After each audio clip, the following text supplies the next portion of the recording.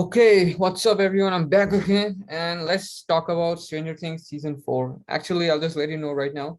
I actually held back on watching volume 1 so that I could like wait till volume 2 comes out so that I could watch both of them together and then make a review of all of both the volumes together. So here we are. Here we are. So let's talk about this season. Now, first thing first, I had to really ask the question, was it a great continuation from its prequel? So, given that, the last season was quite emotional, where, um, Elle has to leave Hawkins because she had to join the Byers family because, her adoptive father dies, Hopper. And then we also have, Max's brother die as well. So, a lot of, sad, sad scenes in the ending of last season. So I just wanted to know like how this season was gonna pick up from whatever happened at the end. And I have to say this season certainly helped pick up from the last season a little by little, quite successfully. First we have, Elle trying to adjust to school, and then we also have like Joyce also receiving a doll saying that Hopper's alive. And then, she has to find out a way to find Hopper. And of course we also have like, Max trying to cope with Billy's death by, being hostile to everyone, I think, especially to Lucas. So she's not the same anymore, given what happened to Billy at the end of season 3. So a lot of things happening, and I feel like they certainly placed them properly, so that way it's not hard to keep track of what's going on. So I like that.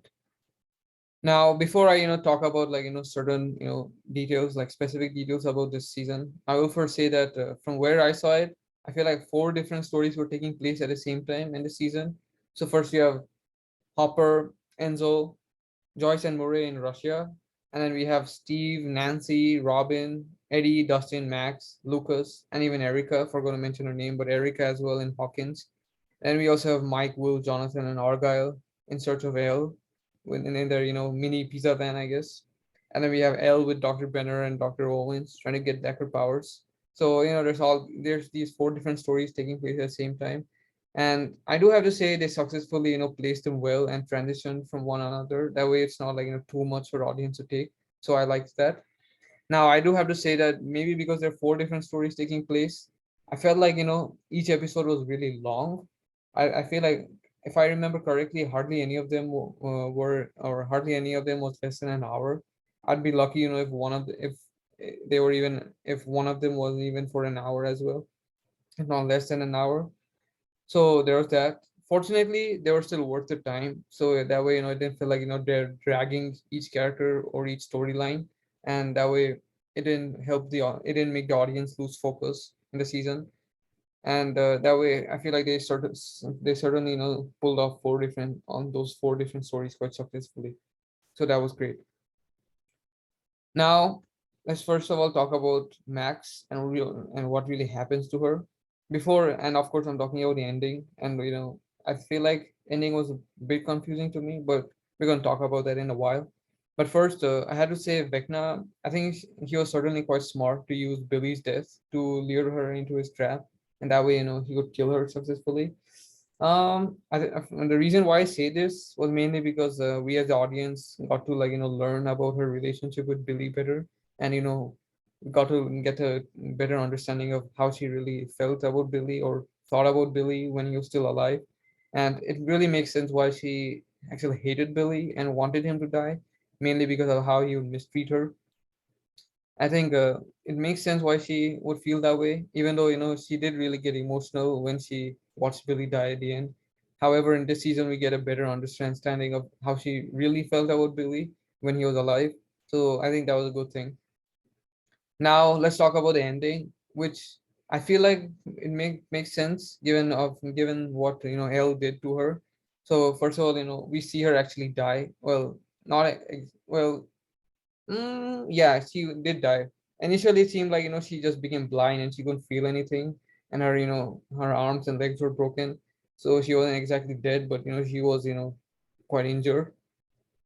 But I feel like she actually died, given that Vecna did successfully murder his fourth victim, and given that there was that crack in Hawkins, basically that sort of an apocalypse then in Hawkins. given that Vecna successfully murdered four victims like he was supposed to.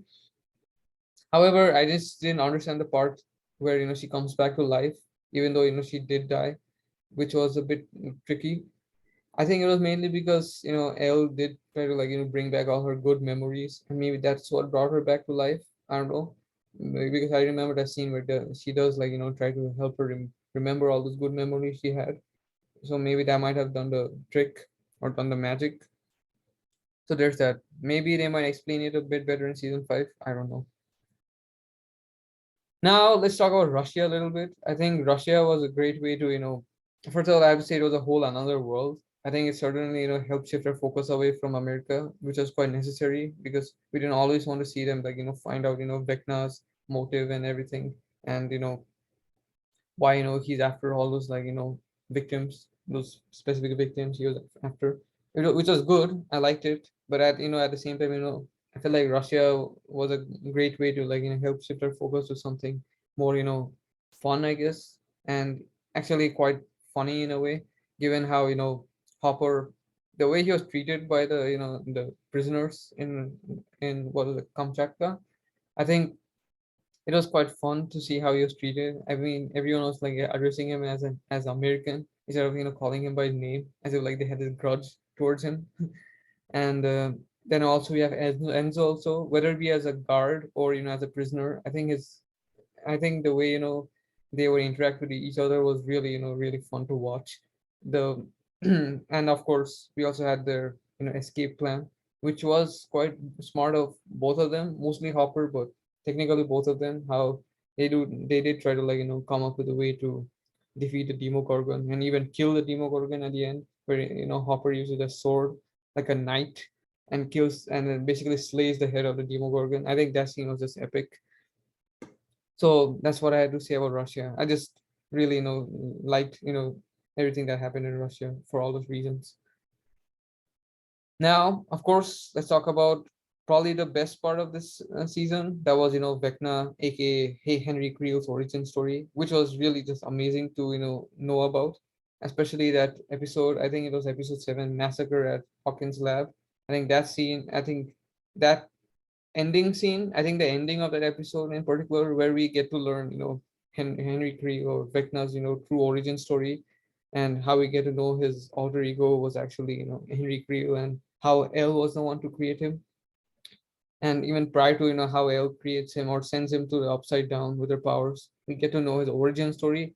And that origin story was just, I think, fantastic. It certainly, helped, no, it was a proper origin story to hear, and we also get to learn how he was the original experiment of Dr. Brenner, and technically L was created from him, and so were the other kids who were numbered differently.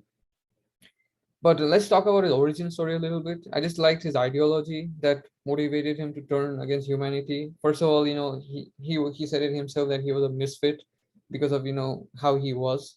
He was treated differently, and that way he certainly started hating the world he was living in, and that way, and for that reason, he wanted to destroy the entire world to rebuild rebuild a new world with new rules, because he also hated the rules of the world. I think the way the actor performed the character with the way he expressed himself to Elle was just amazing to watch. I just really was feeling that energy he was giving out.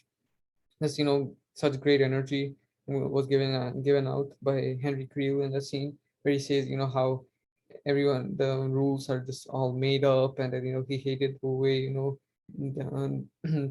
I think something about time, like there's a dialogue where he's like months, or sorry, days, months, years, decades, and the way he starts screaming.